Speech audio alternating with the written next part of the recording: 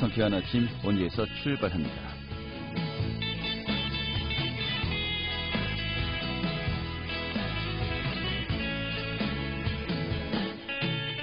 네, 8월 24일 월요일 아침 인사드리겠습니다. 상쾌한 아침 원주에서 출발합니다. 진행이 한태호입니다. 자, 원주 지역의 코로나 확산이 계속되고 있습니다. 어제 하루에만 원주에서 코로나 확진자 6명이 추가로 발생했습니다.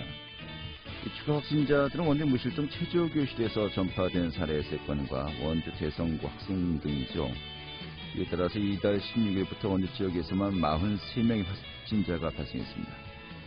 이 감염 원인별로 보면요, 원주 체조교실 관련이 26명으로 가장 많고, 또 명륜초등학교 유치원 교사 관련이 12명입니다. 원 시장은 어제 코로나 브리핑을 통해서요, 이 체조교실에서 시작되었던 전파가 대성고등학교 학생들을 거쳐서 명륜초등학교 유치원 교사 쪽으로 이어진 것으로 보인다고 했습니다. 이 무실동 체조교실이 원주 코로나 사태의 진원질 가능성을 내비친 것인데요.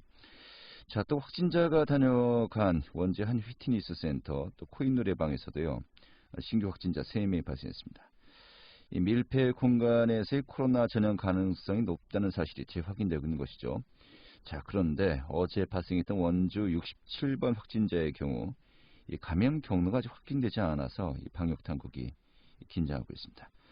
자, 일단은 대성고등학교와 원주중학교 학생 1160여 명을 대상으로 한 진단 검사에선 다행히 전원 음성으로 나왔습니다. 하지만 이번 주 이 코로나19 확산의 최대 고비가 될 것으로 보입니다. 지금 현재 정부에서는 위기 단계 2단계를 발령한 상태인데요. 좀 많은 시민들 적극적으로 이 상황 방역 지침 따라야 할 것 같습니다.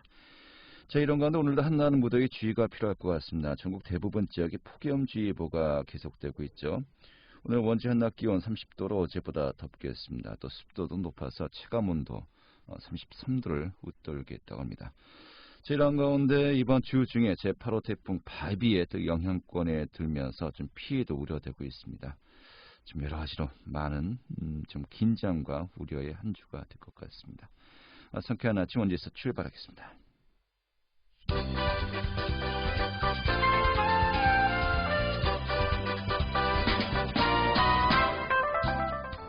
오늘의 주요 뉴스입니다.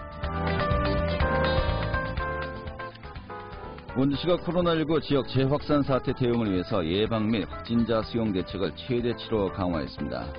원창무 시장은 어제 긴급 브리핑을 통해서 최근에 코로나19 지역 감염 재확산 대응책을 내놨습니다. 이에 따라서 주점과 PC방 등 12종의 고위험 시설에 대해서 해당 업주의 양일구에 운영을 중단키로 하고 올해 예정됐던 원주 시민의 날 행사도 전면 취소되었습니다. 원주시가 코로나 확산 차단을 위해서 마스크 착용 의무화 행정명령을 오늘부터 시행하기로 했습니다. 마스크 착용 의무 대상자는 원주시 전 지역의 거주자와 방문자들로 이번 행정명령에 따라서 실내에선 마스크를 의무적으로 써야 하고 또 실외에선 집회와 공연 등 다중이 모이는 장소에서 마스크를 착용해야 합니다. 마스크를 착용하지 않다 적발되면 10만 원 이하의 과태료가 부과되고 또 규정 위반으로 발생된 모든 방역 비용이 돼서 구상권이 청구될 수 있습니다. 코로나19가 확산되고 있는 가운데 의과대학 정원 확대에 반대하는 전공의들이 파업에 돌입하면서 의료 공백이 현실화되고 있습니다. 현재 도내 전공의들은 23일 원주 세브란스 기독병원 등에서 무기한 파업에 들어갔습니다. 이런 가운데 정부는 코로나19 상황이 안정된 이후에 의대 정원의 확대를 논의하겠다는 입장을 밝혔고 진료 현장의 자리를 지켜줄 것을 촉구했습니다. 오늘의 주요 뉴스였습니다.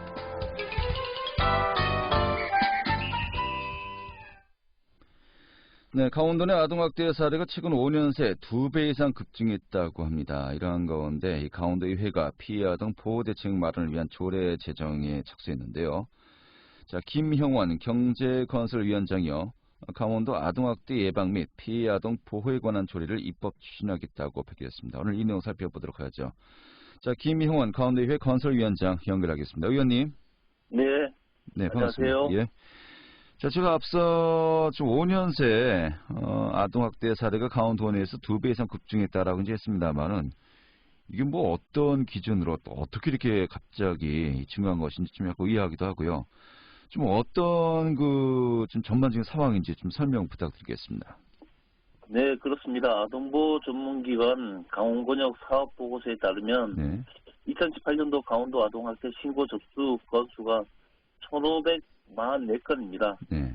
그중에 아동학대 판단 사례가 총 1,451건으로 네. 나타나고 있고요. 예. 또 가장 최근엔 2019년 작년에는 신고 접수 1,970건 중 의심 사례가 1,758건으로 많이 나타나고 있습니다. 예.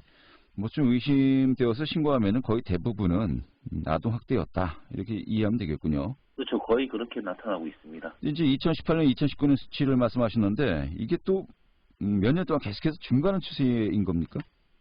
예, 그렇습니다. 아동학대 특례법이 제정된 2014년에 아동학대 신고 접수건은 675건이거든요. 네.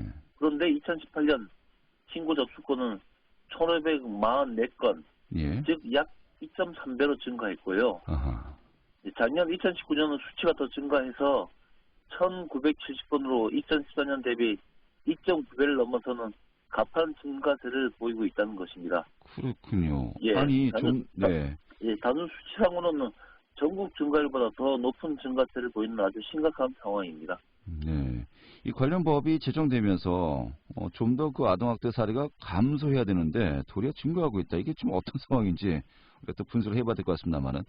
근데 네. 아동학대 그 사례도 여러 가지가 있지 않습니까? 뭐 우리가 소위 이야기하는 폭력서부터 시작해서 예, 아동 방임 또 여러 가지 뭐 언어 폭력도 있을 것이고요.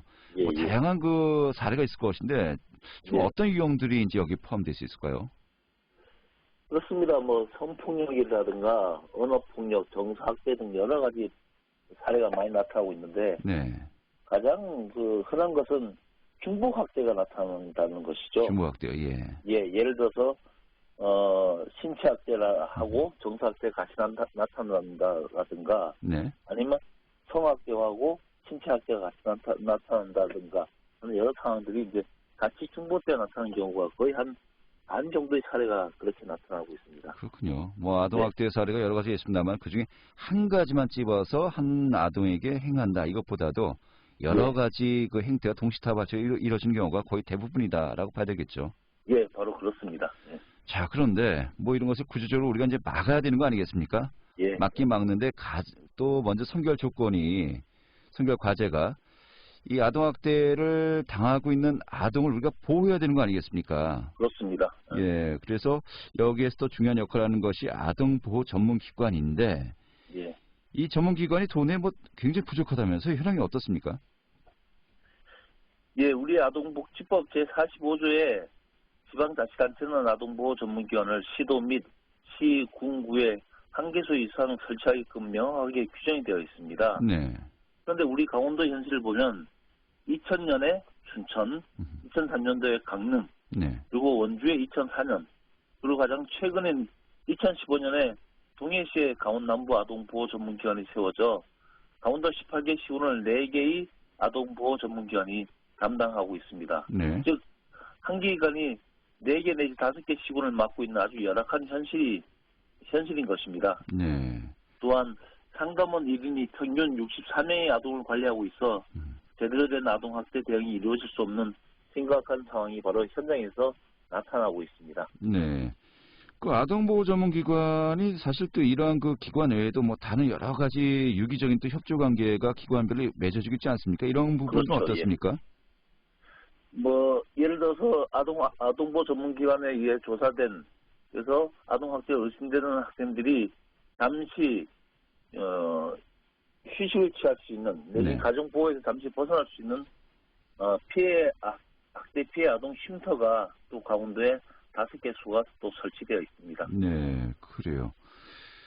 하지만은 지금 현재 계속해서 아동학대 사례가 늘고 있는 가운데 현재의 어떤 그 상황으로는 이것을 좀 제때제때 그 응급 조치를 취하고 아동학대 예방하는 데 있어서 굉장히 부족한 상황이다. 지금 이렇게 이해하면 되겠군요. 네, 바로 그렇습니다. 예.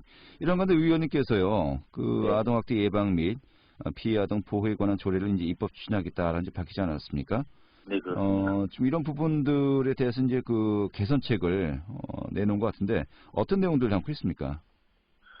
앞으로 입법 과정을 통해서 좀 더 이제 세밀하게 또 검토하겠지만 중요한 것만 살펴보면 제주에서는 조례에 근거되는 상위법, 즉 아동복지법, 아동학대 범죄 처벌 등에 관한 특례법에 따른 조례의 목적을 명기하고 있고요. 네. 그리고 아동의 이익과 아동학대 예방을 위한 도지사의 책무, 3년마다의 아동학대 예방과 방지 의무 계획의 수립, 아동학대 예방 및 아동보호를 위한 아동보호 전문기관, 네. 아동보호 치료 지원센터, 학대 피해 아동 쉼터의 설치, 운영 지원 등에 관한 사항, 그 밖에 아동학대 예방 교육이나 관계기관 간 협력 체계 구축 등의 사항들을 포괄적으로 이 조례에서는 담고 있습니다. 네. 좀 상위법에 적용된 있는 것인데, 그럼 강원도내 네. 조례 아직까지도 이런 부분들을 지금 입법적으로 그 뒷받침할 만한 이 규정들이 좀 미비했던 거였습니까? 그렇습니다. 예, 좀 부끄러운 현실이죠. 너무 늦네요. 예, 예. 알겠습니다.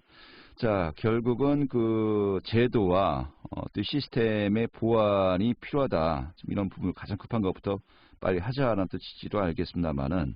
예. 자, 하지만 이것은 어디까지나 지금 그 일어난 상황을 우리가 어떻게 좀 대처해 보자라는 또 취지가 더 강한 거 아니겠습니까? 그렇습니다. 예. 결국은 또 아동학대 미리 예방하고 또 피해 아동들이 좀 감소한 추세로 우리가 또 여러 가지 분위기를 좀 반전시켜야 될 것 같습니다만 이게 뭐 도나 또 의회 또 다른 뭐 일부 기관들만의 노력만으로는 또 뭐 한계가 있는 것이고요. 네. 지금 어떻게 좀 논의가 이루어져야 한다고 보십니까? 그렇습니다. 그 조례에도 담고 있지만 이러한 사항들이 단순한 제도적 장치 내지는 관의 어떤 노력만으로는 부족할 것 같고요. 네. 조례에 담고 있습니다. 민간 협력 간의 협력, 뭐 그런 협력 체계 구축, 그리고 우리 일반 사회 구성원들의 인식도 같이 함께 이루어져야 되지 않겠나 싶습니다. 네. 자, 또 이제 아까 그 신고 건수가 매년 증가하고 있다고 했습니다만 중요한 것은 예. 모든 시민, 모든 도민들이 이 신고를 할 수 예. 있고 또 해야 되는 거 아니겠습니까? 그렇습니다. 예. 예, 이런 부분들 사실 남의 집 사정인데 네. 내가 뭐 여기에 참견해서 뭐해? 라는 또 인식이 아직도 많이 강하게 있거든요. 그렇습니다. 네, 이런 부분 좀 어떻게 우리가 또 봐야 될까요? 그렇습니다. 뭐 여러 이견도 있을 수 있습니다. 예. 그런데 지난 6월 초에 천안의 경우처럼 이런 아동학대 사례가 심지어는 아동의 생명을 앗아가는 극단적인 경우까지도 나타나고 있어서 그런 아동학대 예방 그 제도 장치에 있어서는 누구나 아마 공감하시리라 여겨집니다. 예. 그런데 그래서 일단 가장 중요한 것은 이런 제도 장치 미비 부족함들을 먼저 채우는 게 가장 중요할 것 같고요. 네. 즉 부족한 아동보호 전문기관의 증설, 또한 여기에 종사하는 전문인력들이 확충들이 가장 먼저 좀 돼야 되지 않겠나 싶습니다. 알겠습니다. 지금 현재 그 조례 좀 입법 예고 이런 것을 추진하고 예. 있다는 밝혔습니다만은 예. 향후 뭐 확정되기까지 네. 좀 예상 어떻게 하고 계십니까? 예, 지금 입법 과정 통해서 어쨌든 계속 이제 세밀하게 또 살펴봐야 될 거고요. 네. 다른 지역의 사례도 같이 지금 현재 검토를 좀 하고 있습니다. 그래서 네. 최대한으로 사회자님께서 말씀하셨던 이런 어떤 법규상 부족한 부분들을 빨리 어떤 규정을 해야 되지 않겠나 싶은 부분이 있습니다. 알겠습니다. 지금 도의에서 뭐 여러 가지 많은 현안들이 논의가 되고 있습니다만 이 사안도 좀 어떻게 진행되는지 저희가 또 주의 깊게 예. 스크린하고요. 또 향후 예. 또 지금 진행 과정 좀 진전되는 게 있으면요. 자주 예. 또 연결해서 좀 듣도록 하겠습니다. 오늘 이 정도로 예. 정리하시고 고맙습니다. 예, 감사합니다. 네, 김형원 강원도회 의원이었습니다.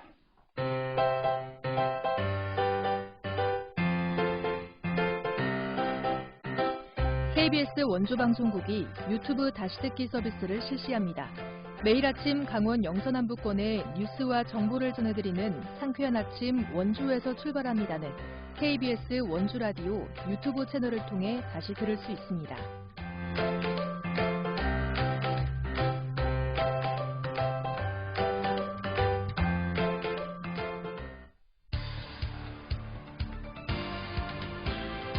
알찬 정보, 생생한 현장의 소식을 전해드립니다.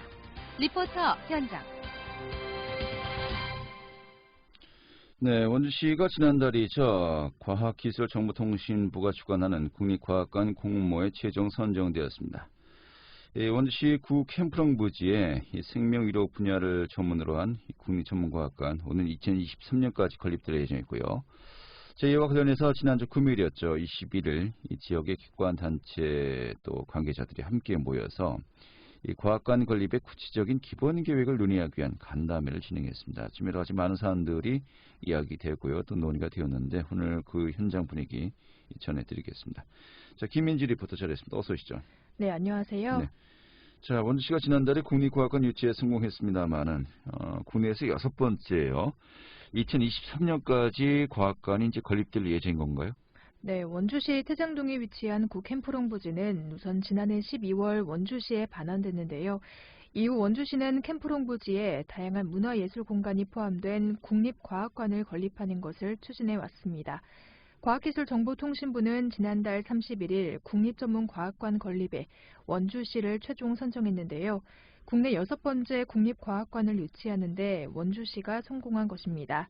교육 서비스와 전시를 제공하는 중형 규모의 전문과학관으로 총 405억 원이 투입되며 오는 2023년까지 건립될 예정입니다. 전문과학관은 대전이나 과천에서 운영 중인 대형 종합과학관과는 달리 지역의 특색을 반영한 전문 분야에 대한 과학관을 운영하게 되는데요. 다른 지역의 대형 과학관에서는 다양한 분야의 과학 전시가 진행되고 있지만 원주시는 생명의료 분야를 테마로 전문 과학관을 건립할 계획입니다. 원주시는 지난 21일 앞으로의 과학관 발전 방안에 대해 논의하는 간담회를 진행했는데요. 이 간담회에는 과학관 선정 과정에 참여한 원주시 태장이동 주민들과 강원연구원이 참여했고요. 앞으로 생명의료 분야를 테마로 한 전문과학관을 위해 협업할 국민건강보험공단과 의료기관 단체들이 참여했습니다. 앞으로 과학관을 통해 연간 100만 명 이상이 찾아오는 원주시로 육성하는 것이 목표인데요. 이 간담회에서는 앞으로 지역기관 단체들과 협업해 기본 계획을 구체적으로 마련하는 것이 중요하다고 논의됐습니다. 자세한 이야기 강원연구원 이원학 연구원에게 듣겠습니다. 그때 공모할 때는 기본 구상 수준의 아주 컨셉을 잡아가지고 우리가 위치랑 이런 걸 제안을 한 거고, 올 하반기에는 진짜 구체적인 기본 계획을 수립을 해야 되거든요. 그 유관기관들과 어떻게 협력해야 될지 이런 부분에 대해서 논의하는 자리라고 보시면 될 것 같아요. 최근에 뭐 코로나 사태도 있고 앞으로 이제 의료라든지 생명이라든지 이런 게 상당히 중요한 시점이기 때문에 그런 거에 특화된 과학관을 좀 만들어야겠다라는 생각이 좀 있고, 그다음에 원주 혁신도시라든지 의료 관련 기업들이 많이 분포하고 있잖아요. 이 기업들과 연계해서 좀 체험 중심의 방문하는 분들이 실증나지 않는 좀 박물관 형태가 아니라 진짜 첨단 과학관 형태의 그런 컨셉으로 콘텐츠를 좀 만들어 가야 될 것 같고, 그 다음에 이런 그 공공기관이라든지 기업들의 다양한 그런 활동들을 이렇게 전시하고 교육할 수 있는 그런 과학관 이런 모델들로 좀 만들어가는 게 필요하지 않을까 생각하고 있거든요. 이런 문화향유, 뭐 과학향유 이런 시설들이 좀 부족한 게 지방 도시들의 특징이다 보니까 이런 쪽에 좀 콘텐츠가 필요하지 않냐라는 바람들이 계속 있었거든요. 강원도민, 원주 시민, 그 다음에 그 인접 지역의 그런 교육의 장으로서의 역할을 충분히 할 수 있을 거라고 생각을 해요. 네. 자, 지난주였죠. 금요일 21일 이 과학관 발전 방안에 대한 간담회가 진행되었는데 뭐 구체적으로 또 어떤 방안들이 논의가 되었습니까? 네, 이번 간담회는 앞으로 국립전문과학관을 건립하는데 구체적인 방안을 논의하기 위해 원주 지역의 관련 기관 단체들이 참여한 자리였는데요. 앞으로 의료와 건강 분야가 관심이 높아지는 만큼 생명의료 분야의 전문 과학관을 건립하는데 차별화된 콘텐츠를 개발하는 것이 중요하다고 강조했습니다. 또 체험 중심의 프로그램을 운영해서 전국에서 많은 관람객이 방문할 수 있도록 해야 한다고 했는데요. 국민건강보험공단의 빅데이터를 활용한 의료 정보를 통해 미래 건강을 예측할 수 있는 체험 공간을 조성해야 한다고 했습니다. 또 태장이동 주민들은 과학관과 더불어 지역 주민들이 이용할 수 있는 공간으로도 활용되면 좋겠다고 했는데요. 자세한 이야기 원주시 주민자치위원회 이강모 태장이동 주민자치위원장에게 듣겠습니다. 연 100만 명 이상 찾아올 수 있는 그런 과학관으로 꾸미자 하는 게 오늘 그 간담회 주된 내용이었었고요. 그 태장 이동 주민으로서는 사실상 수목원이라 해도 과언이 아닐 정도로 안에 그 수목이라든가 공원화할 수 있는 여건들이 엄청 많습니다. 그래서 우리 태장 이동의 주민들의 바람은 과학관과 더불어 시민들이 휴식할 수 있는 그런 공간 됐으면 하는 바람입니다. 원주시 산하기관들과 다 협업을 해서 성공할 수 있는 과학관이 될 수 있도록 노력하자 하는 그런 것이 중론이었습니다. 네.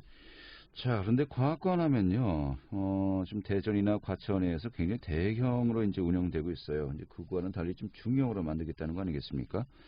이런 가운데 앞으로 연간 100만 명 이상의 관광객들이 방문하는 것을 목표로 하고 있다라고 했는데, 이게 좀 실현 가능성이 있을지, 좀 기대해봐도 좋을지, 좀 여러 가지부터 많은 생각이 듭니다. 어떻습니까? 네, 우선 강원도에서는 원주시에 처음으로 과학관이 건립되는 것인데요. 원주시는 지상 2층 규모의 전문 과학관을 설립하고 박물관, 체험관을 조성하겠다는 계획입니다. 국립전문과학관은 원주시가 생명건강과학도시로 가는 첫걸음이 될 수 있는데요. 생명의료 분야를 전문으로 하는 과학관인 만큼 앞으로 공공기관과 지역의료단체, 대학들의 협업이 중요할 것으로 보입니다.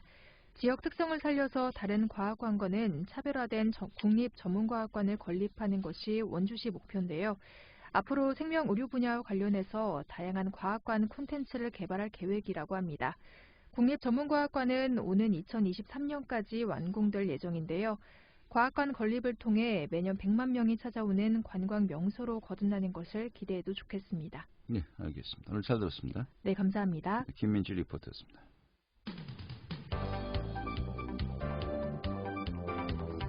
생생한 현장, 유익한 생활 정보를 전해드리겠습니다. KBS 원주라디오 상쾌한 아침 원주에서 출발합니다를 함께하고 있습니다. 네, 지금 시각이 8시 52분이고요. KBS 원주방송국의 상쾌한 아침 원주에서 출발합니다. 함께하고 계십니다. 자, 지역 소식 살펴보도록 하겠습니다. 중앙일보의 박진호 기자 연결하죠. 여보세요? 네, 안녕하세요. 네, 반갑습니다. 네. 자, 올해 코로나19 때문에 횡성한우축제가 이제 최종적으로 올해는 이제 취소가 되었습니다. 이런 가운데 또 횡성한우의 모든 것을 기록한 백서가 또 시작된다고 하는군요. 이거 어떤 내용입니까? 네, 맞습니다. 횡성군이 횡성한우의 모든 것을 기록한 백서를 제작하기로 했는데요. 네, 횡성군은 이달 중 백서 목차와 지명 구성, 원고 집필 등 과업 수행 방향에 대한 착수 보고회를 가질 예정입니다. 보고회가 끝난 뒤 제작에 들어가 내년 7월 말쯤 백서 제작을 완료할 계획이고요. 백서에는 횡성한우에 대한 고문원 고찰과 지명률의 설화, 민담 등을 담을 예정이라고 합니다. 네, 앞으로 약 1년 가까운 시간 동안에 정말 횡성한우의 모든 것을 정리해서 백서로 만들겠다는 것인데요. 네. 뭐 여러 가지 좀 구체적인 자료도 중요하겠습니다만 또 이제 사육농가들이 그동안에 정말 많은 노력을 기울인 끝에 이런 또 결과를 얻어내고 있는 거 아니겠습니까? 네. 이 사육농가의 어떤 자부심, 궁지 이것은 뭐 어떻게 또 표현할지 모르겠습니다만 이런 부분들도 어떻게 또 들어갈지 궁금하군요. 네, 우선 명품화 과정을 통해서 명품화 과정 전반과 관련된 통계, 현황, 사진 자료 등 모든 과정을 총망라해 과거와 현재, 미래를 담고 사육농가의 자부심과 긍지도 함께 녹여낼 계획이고요. 1995년부터 출발한 횡성한우 명품화 사업을 시작으로 군수품질 인증제와 횡성한우 특성화 사업, 횡성한우 축제로 이어져 오면서 전국 최고 명성을 차지한 과정도 기록한다고 합니다. 또 최근 해외 진출까지 그동안 횡성한우를 키워온 행정과 기관, 단체, 농가 등 도약의 주인공도 한눈에 확인할 수 있다고 하는데요. 횡성군 관계자는 지역 발전의 근간인 횡성한우가 대한민국 명품한우로 성장하기까지의 과정을 백서에 담아내 축산농가는 물론 국민에게 자부심과 긍지를 주고 후계 축산인들에게 좋은 길라잡이 역할을 할 수 있도록 만들겠다고 말을 했습니다. 네. 자, 앞서 이야기했습니다만 올해 횡성한우 축제가 이제 취소되면서 좀 많은 아쉬움을 주고 있거든요. 하지만 또 지난 과거의 여러 가지 그 기록들을 잘 남겨서 총망라해서요. 또 훌륭한 자료를 남기면은 향후 또 남은 기간 동안에 정말 횡성한우 더욱더 발전시킬 수 있는 하나의 좀 숨고르기 그런 또 단계로 생각하셨으면 좋겠습니다. 네, 다음 소식 들어보죠. 영월 지역의 대표 과일이죠. 이 포도가 이제 본격적으로 출하가 된다고요? 네, 맞습니다. 영월 지역 대표 과일인 포도가 본격적으로 출하합니다. 영월 포도는 지난해 대한민국 과일산업대전에서 최우수상과 우수상을 받은 명품 포도인데요. 영월 포도는 석회암 풍화로 만들어진 점토질 토양과 밤낮의 큰 일교차에서 재배돼 당도가 높고 껍질이 얇은 데다 진한 향기와 식감이 좋다는 평가를 받아왔습니다. 네. 음식은 제철 음식, 또 제철 과일이 정말 보약 이상이라고 하지 않습니까? 원주 같은 경우는 복숭아, 저 올해 복숭아 좀 많이 먹었고요. 이제 또 제철 과일로 영월에서도 포도, 이제 또 정말 지금 기대하고 이제 그 판매하시는 분들 이제 구입도 해야 되겠습니다만, 올해 영월 지역의 포도 재배 면적은 어느 정도 됩니까? 네, 올해 영월 지역 포도 재배 면적은 지난해보다 5헥타르나 증가했는데요. 예, 지난해엔 100헥타르가량이었는데 올해는 105헥타르가 넘는다고 합니다. 예, 이에 따라 출하량은 1,200톤 가량이 될 것으로 예상되는데요. 예, 영월군 농업기술센터 관계자는 최고 포도를 만들기 위한 농업인의 밤낮 없는 노력이 빛나고 있다며, 예, 품질 고급화를 위한 기술 보급과 시설 현대화에 더욱 힘쓰겠다고 말을 했습니다. 네, 알겠습니다. 잘 들었습니다.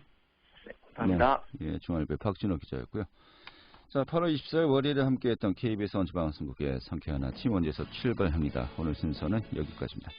자, KBS 원주방송국의 라디오 프로그램은요, 표준 FM 97.1MHz로 청취자와 함께하고 있고요. 또 유튜브 방송으로 함께 다시 들을 수 있습니다. 자, 내일 아침 8시 30분에 다시 찾아뵙겠습니다. 지금까지 저는 한태호였습니다. 고맙습니다.